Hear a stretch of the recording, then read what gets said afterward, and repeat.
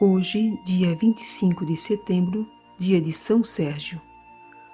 Até a presente data não tivemos comemoração alguma de santos relacionados com a Rússia cristã, que teve séculos de história gloriosa.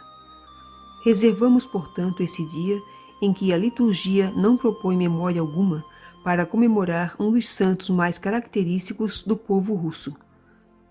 São Sérgio pode, com toda a justiça, ser chamado o São Bento do monaquismo russo. Seu nome é ainda muito usado pelos monges e patriarcas da Igreja russa. O cristianismo penetrou em território russo por volta do século IX. Vladimiro foi o primeiro príncipe russo que se converteu ao cristianismo por volta do ano 1010. Os primeiros missionários foram monges de rito bizantino que do Mar Negro subiram pelos rios e levaram o evangelho até Kiev e depois a Moscou. Por isso, o cristianismo da Rússia esteve ligado mais ao Oriente do que a Roma, embora no fim do primeiro milênio também Santo Adalberto, com alguns monges beneditinos, tivessem penetrado em território russo provenientes da Alemanha. Grande impulso na evangelização foi dado pelo monge Sérgio no século XIV, por meio de seus numerosos mosteiros, centros irradiadores de cultura e de fé. Sérgio de Radonezk nasceu por volta do ano 1315. Foi educado nos princípios cristãos desde a primeira infância. Desde jovem queria tornar-se monge. Só o conseguiu, porém, depois da morte dos pais, aos 22 anos.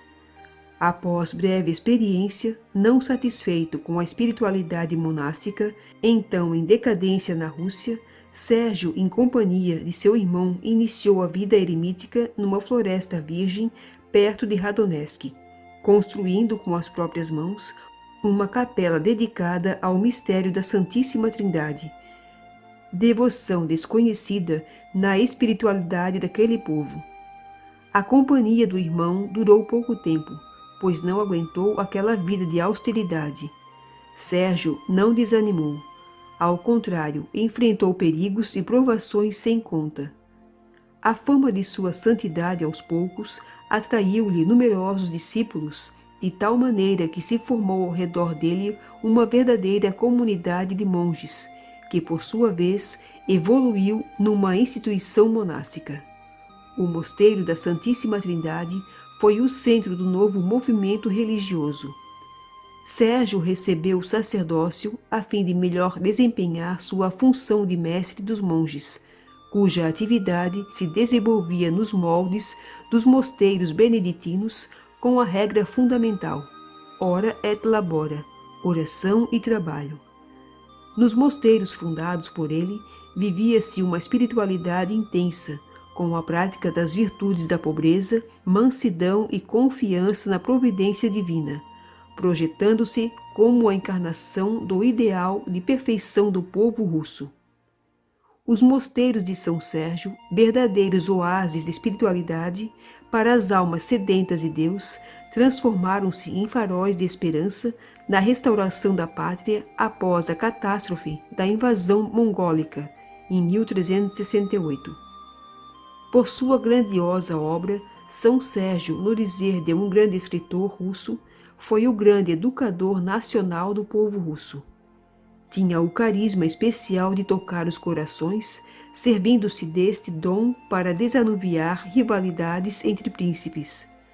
Faleceu quase octogenário aos 25 de setembro de 1392, no mosteiro da Santíssima Trindade de Zakrovsk, que ainda hoje se apresenta como um imponente monumento histórico e que é um dos poucos lugares na Rússia que ficou aberto ao culto, mesmo no tempo da repressão comunista. Ó Deus, Pai misericordioso, eu te peço por todos aqueles que estão em situação de pecado ou se sentem fracassados em suas vidas, para que jamais desesperem da tua misericórdia. Amém. São Sérgio, rogai por nós.